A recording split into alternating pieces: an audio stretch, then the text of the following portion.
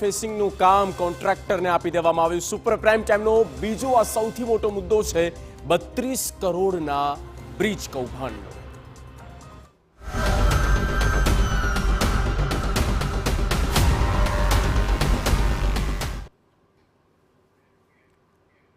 વડોદરામાં મહાનગરપાલિકામાં કૌભાંડો અટકવાનું નામ નથી લઈ રહ્યા। હવે ઓવરબ્રિજ પરના રોડનું રિસરફેસિંગ કરવાના કામમાં કૌભાંડ થયું હોવાનું સામે આવ્યું। કન્સલ્ટન્ટના રિપોર્ટમાં રોડના રિસરફેસિંગની જરૂરિયાત ન હોવાનો ઉલ્લેખ હોવા છતાં પાલિકાએ 31 કરોડથી વધુ રૂપિયાનો કોન્ટ્રાક્ટ આપી દેતા થયો છે વિવાદ।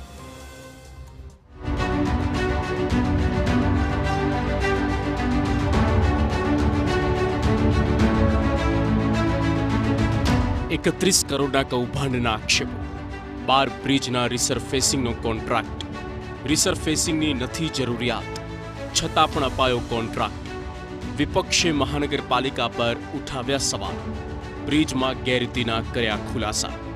રાજ્યમાં સરકારી કામમાં ભ્રષ્ટાચાર કોઈ નવી વાત નથી, પણ વડોદરા મહાનગરપાલિકાએ આવા ભ્રષ્ટાચારોમાં અવ્વલ હોવાની હોડ જમાવી હોય તેમ અધિકારીઓ અને પદાધિકારીઓ સાથે મળી સહિયારા કૌભાંડ કરી રહ્યા હોવાનું લાગી રહ્યું છે।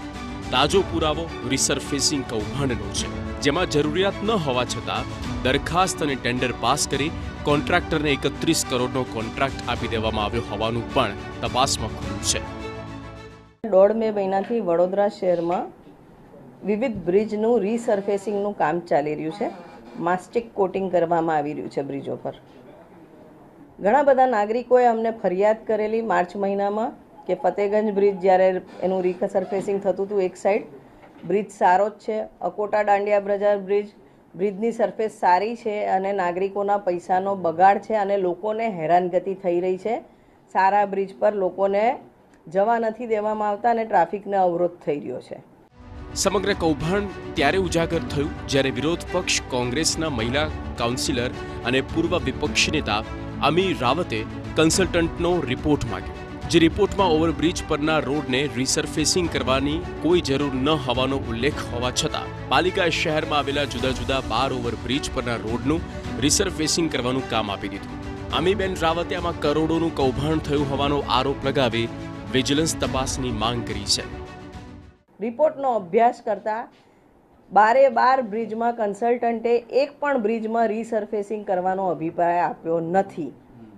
મોટાભાગના બ્રિજમાં એક્સપાન્શન જોઈન્ટની ક્લિનિંગ, તૂટેલા હોય તો તેને રિપેર કરવાનું, ક્યાંક પિલર કે કેપમાં પ્લાસ્ટરમાં ડેમેજ થયો હોય તો પ્લાસ્ટર ફરી કરવાનું, વોટરમાર્ક્સ હોય તો એને પેન્ટ ફરી કરવાનું, આવા નોમિનલ નાના કામો સજેસ્ટ કરવામાં આવ્યા છે।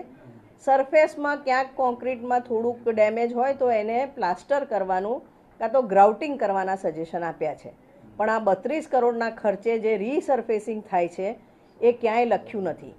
રિસરફેસિંગની જરૂરિયાત હોવાનું રટણ ઇન્સ્પેક્શન રિપોર્ટના આધારે નક્કી। વિપક્ષના આરોપ એટલા માટે ગંભીર છે કારણ કે કન્સલ્ટન્ટના રિપોર્ટમાં રોડના રિસરફેસિંગની જરૂરિયાતનો ઉલ્લેખ ન હોવા છતાં 31 કરોડના કોન્ટ્રાક્ટની દરખાસ્ત કયા રાજકારણીના ઇશારે તૈયાર કરીને સ્થાયી સમિતિમાં પાસ કરવામાં આવી અને તેમાં અધિકારી અને પદાધિકારીઓને શું ફાયદો તે સવાલ થાય છે। આ અંગે પાલિકાના બ્રિજ વિભાગના કાર્યપાલક ઇજનેરનું કહેવું છે કે શહેરમાં 12 ઓવરબ્રિજ પર રિસરફેસિંગની જરૂરિયાત હોવાના રાજ્ય સરકારના ઇન્સ્પેક્શનના રિપોર્ટના આધારે આ કોન્ટ્રાક્ટ આપવામાં આવ્યું છે।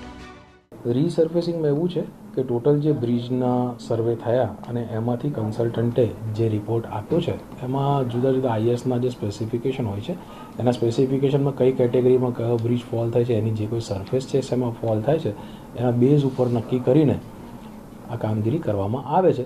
40માંથી 12 કે 13 બ્રિજની એ લોકોએ જે સરફેસ નોટ ડાઉન કરી હતી એ પ્રમાણે એના ઉપર આ કામ લેવામાં આવ્યું છે। છેલ્લી જે ભલામણ જે છે રિપોર્ટમાં જ ભલામણ છે અને રિપોર્ટના ભલામણમાં એમને લખેલું જ છે વેરિંગ સરફેસ તમે ક્યાંય બી જોશો, એ રિપોર્ટ તમારે બી જોવો હોય તો ક્યારે બી જોઈ શકશો।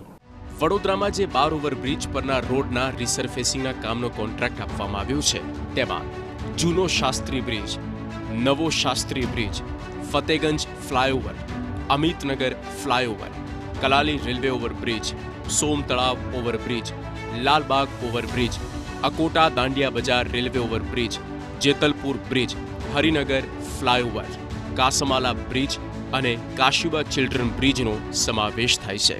હવે રિસર્ફેસિંગની જરૂરિયાત ના હોવા છતાં પણ કન્સલ્ટન્સીના જે રિપોર્ટ છે તેને અનુસરવા વગર તંત્ર દ્વારા જે રીતે કામગીરી કરવામાં આવી રહી છે ત્યાં આગળ ક્યાંક ભ્રષ્ટાચારની ગંધ પણ દેખાઈ રહી છે. કેમેરા પર્સન રોહિત ગોયલ સાથે અંજલિ ઓઝા, TV9 વડોદરા. અને હવે વાત કરીશું